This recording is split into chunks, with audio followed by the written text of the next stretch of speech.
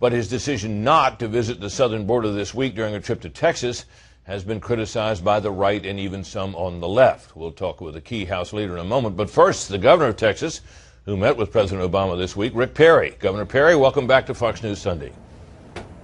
Good morning.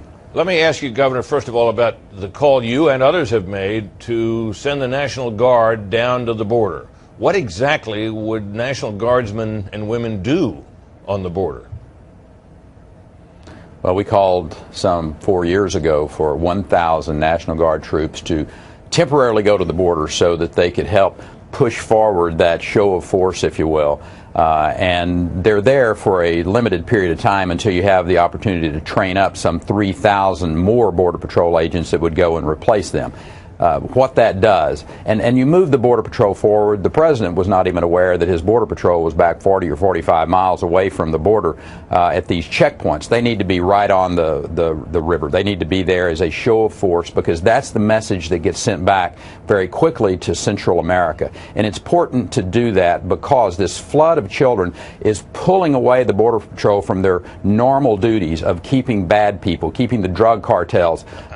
They're being distracted. So that, I will suggest to you, is a very obvious reason that those National Guard troops could come play an important role. But if you strung them out along the border, National Guardsmen and women, they're not, under the law, allowed to apprehend any of these children that are crossing, are they? Well, the issue is with being able to send that message, because it's the visual of it, I think, that is the most important. And we know that. We listen to the conversations, or I should say their conversations are being monitored with calls back to Central America. And the message is, hey, come on up here. Everything is great. They're taking care of us. And that needs to stop, because if you don't stop the bleeding, if you don't staunch this flow of individuals that are coming up here, this is only going to get worse. And at that particular point in time, the size of this crisis is even going to be more monumental. I think nearly everybody agrees with that, Governor, but the question I'm trying to get at with you is this. If these children who have undergone these harrowing journeys to escape from the most desperate conditions in their home countries have gotten this far, are they really going to be deterred by the presence of troops along the border who won't shoot them and can't arrest them? And I think we're talking about two different things here. And what we're talking about is sending the message back now so that we can staunch the bleeding.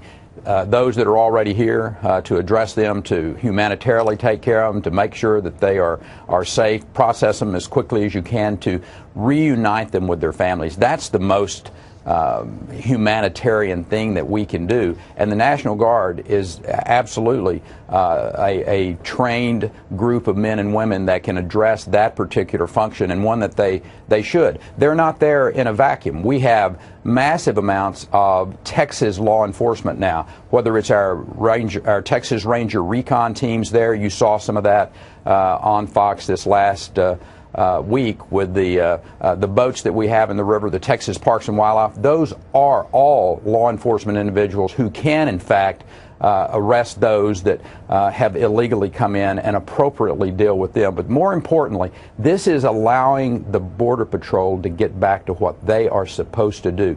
Right now,